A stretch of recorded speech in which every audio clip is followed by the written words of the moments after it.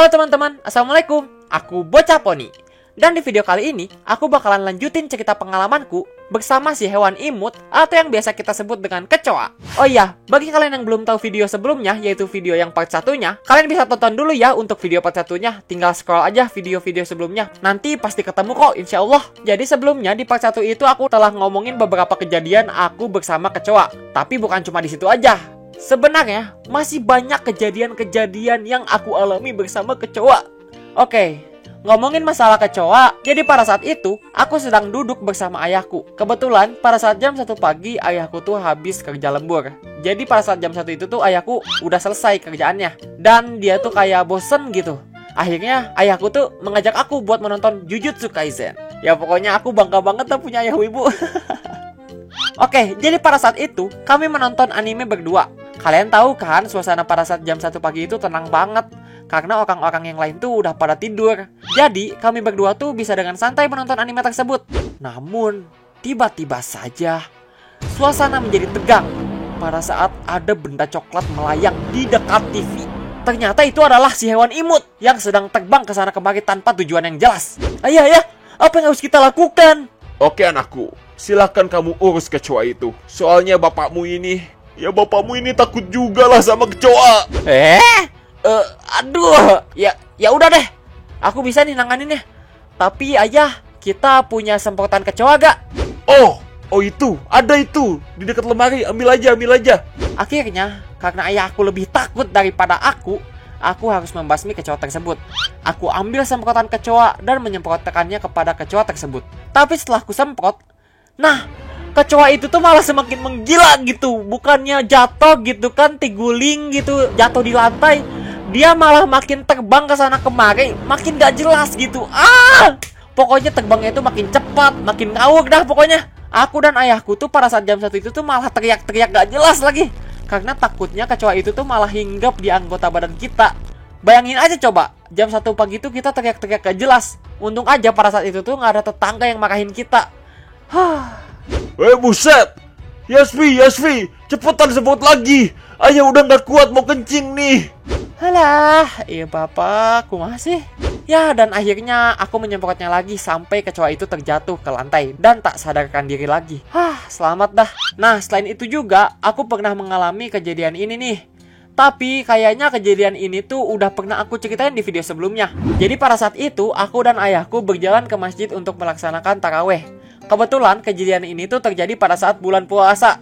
Saat di masjid, biasanya di masjid itu kami mendengarkan ceramah dan khotib juga. Jujur sih, kadang kalau misalkan kita dengerin ceramah pas malam-malam itu rasanya tuh kayak bikin ngantuk gitu loh. Di situ aku udah kayak setengah sadar aja pas dengerin ceramahnya.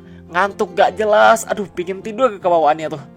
Nah, pada saat selesai ceramah, akhirnya dilanjutkan dengan sholat taraweh di masjid tersebut. Nah, karena pada saat aku mendengarkan ceramah itu mengantuk, otomatis pada saat sholat pun aku masih agak mengantuk. Nah, tapi pada saat kami sedang sholat taraweh, kami semua dikejutkan oleh seekor kecoa terbang. Gini loh, yang aku bingung tuh. Padahal masjid yang kami tempat buat ibadah tuh bersih banget. Tapi nggak ada angin, nggak ada hujan. Si kecoa ini tuh kok bisa datang ke masjid ini gitu loh. Aduh. Dan lebih parahnya lagi, kecoa ini tuh terbang di dalam masjid. Sehingga para jamaah yang sedang sholat pun merasa ketakutan gitu. Sampai parahnya lagi, ada orang yang teriak juga karena saking takutnya akan kecoa itu. Sebenarnya aku juga pada saat itu tuh bukan mikirin ibadah lagi lah pokoknya. Tapi aku malah mikirin kecoa itu. Aduh, bakal kena aku gak ya? Aku mikirin kayak gitulah pokoknya. Aku tuh gak mau kecoa itu tuh mendekati aku gitu. Tapi akhirnya kita semua tuh terselamatkan karena ada satu orang yang pemberani yang berhasil menangkap kecoa tersebut. Jadi gak apa-apa kalau misalkan ada gangguan pas sholat, kita tuh kayak tangannya tuh gerak gitu, megang benda lain gitu, kayak megang kecoa gitu buat ngusir, supaya sholat kita itu bisa khusyuk lagi gitu. Nah, satu orang itu tuh berhasil mengeluarkan kecoa tersebut. Dia melemparkan kecoa itu keluar dari jendela. Dan sehabis sholat itu tuh ada beberapa orang yang ngucapin terima kasih kepada orang tersebut karena dia itu tuh berhasil mengeluarkan kecoa tersebut. Pokoknya orang itu tuh udah jadi pahlawan banget dah di masjid itu teh. Soalnya udah bisa ngeluarin satu kecoa gitu pakai tangan kosong gitu. Kalau aku yang megang, jijik gitu. Megang kurma kenyal-kenyal. Atau kan jadi muntah. Aduh, ngomongin kecoa aja udah bikin aku muntah. Astagfirullah. Aku gak mau lanjut ceritanya. Oke, jadi kayaknya aku bakalan nyegitin satu pengalaman lagi. Udah gak kuat ay. Aduh, gak enak banget ini. Aduh, ngebayangin aja udah bikin aku berkaca-kaca gini dong. Mungkin satu pengalaman ini bisa dibilang tidak terlupakan banget lah oleh aku. Pokoknya ini pengalaman paling parah lah sama kecoa itu tuh. Jadi pada saat itu, aku tuh baru pulang dari sekolah jam 5 sore. Pada saat pulang sekolah, bisa dibilang badanku tuh bau banget lah, bau keringet gitu loh. Karena aku tuh pulangnya tuh naik angkot. Biasanya kalau angkot tuh suka panas gitu, jadinya keringetan badan tuh. Jadinya sampai rumah ya bau badan deh otomatis. Pada saat jam 5 sore pulang itu, aku memakai sisa waktu ini untuk tidur sejenak sebelum jam maghrib. Nah, pada saat maghrib, aku dibangunkan oleh bundaku untuk sholat maghrib. Nah, sebelum sholat maghrib, bunda aku tuh sempat ke kamarku dulu untuk membangunkan aku yang sedang tertidur. Bundaku ini mencium aroma yang luar biasa, bau banget. Dan yap, itu betul sekali. Aroma itu berasal dari bau badanku. Akhirnya, aku disuruh bunda untuk mandi terlebih dahulu sebelum sholat. Ya, aku pun sadar lah kalau badanku ini tuh bau dan tidak bisa menolak perintah bundaku. Akhirnya aku pun bergegas untuk mandi. Seperti biasa, kalau aku mandi biasanya agak cepet lah. Paling 5-10 menitan juga udah selesai. Dan setelah selesai mandi, barulah aku melaksanakan sholat maghrib. Nah, setelah sholat maghrib, aku pun dengan tenang untuk pergi menuju kamar. Karena kebetulan Al-Quran aku simpan di dalam kamar. Jadi pada saat itu aku berjalan tenang untuk mengambil Quranku yang ada di kamar. Akan tetapi pada saat berjalan, suasana menjadi sangatlah menegangkan. Karena di situ ada kecoa terbang. Tapi pada saat itu tuh aku nggak sadar kalau di situ tuh ada kecoa terbang. Aku berjalan dengan santai karena aku nggak tahu kalau di situ ada kecoa terbang. Entah apa salahku. Aduh, aku dosa apa ke orang tua gitu ya.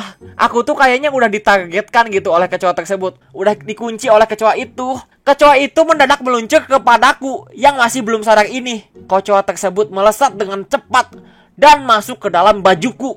Baju yang aku pakai ini.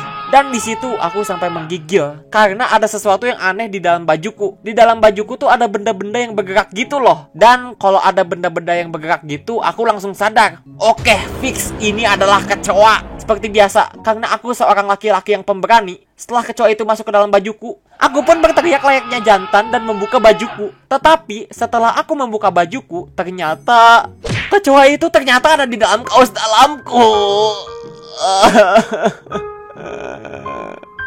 Oh iya, kebetulan sampai sekarang nih ya, aku masih pakai kaos dalam juga sih.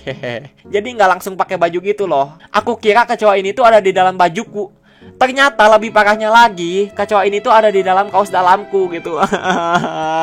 Seram. Di situ aku teriak setengah mati untuk membuka kaos dalam yang aku kenakan ini. Kaos dalamku ini susah banget dibuka lagi karena agak sempit gitu. Akhirnya aku memakai jalan pintas, yaitu aku menyobekkan kaos dalamku sendiri supaya si kecoa itu tuh bisa keluar. Dan alhamdulillah setelah kaos dalamku itu sobek 50%, kecoa itu akhirnya bisa keluar. Aku nyakitin gini aja menggigil coba badan aku, takutnya ada kecoa lagi di sebelahku. Tolong. Udah sih mungkin gitu aja. Pengalaman terakhir itu bisa dibilang pengalaman yang paling bersejarah banget buat hidup aku. Ya moga-moga aja ke depannya nggak kejadian kayak gini lagi deh. Oh ya, mungkin untuk pengalaman kecoa mungkin segitu aja yang bisa aku ceritakan. Ya kalau misalkan pingin ada part 3-nya, aku harus bertemu kecoa lagi. Dan kecoa itu harus paham betul kalau misalkan aku tuh butuh jalan cerita baru. Makasih ya teman-teman yang udah nonton sampai habis. Dan terima kasih juga untuk fanart-fanartnya. Ini keren-keren banget. Fanart ini aku dapat dari Amino Bocah Pony Official. Nah, di sini juga aku mau ngajak teman-teman buat join Amino Bocah Pony Official karena sekarang Amino Bocah Pony Official akan aktif kembali. Nantinya akan ada banyak event-event lagi di Amino Bocah Pony Official. Jadi, yuk gabung teman-teman. Link ada di deskripsi video ini ya. Tinggal dicek aja. Dan mohon maaf sebelumnya kalau misalkan aku ada salah-salah kata atau misalkan kata-kata kasar yang keluar dari mulut aku, karena sesungguhnya tiada gading yang tak-tak, kesempurnaan hanya milik Allah Subhanahu wa taala. Akhirul kalam, billahi taufik wal hidayah. Wassalamualaikum warahmatullahi wabarakatuh.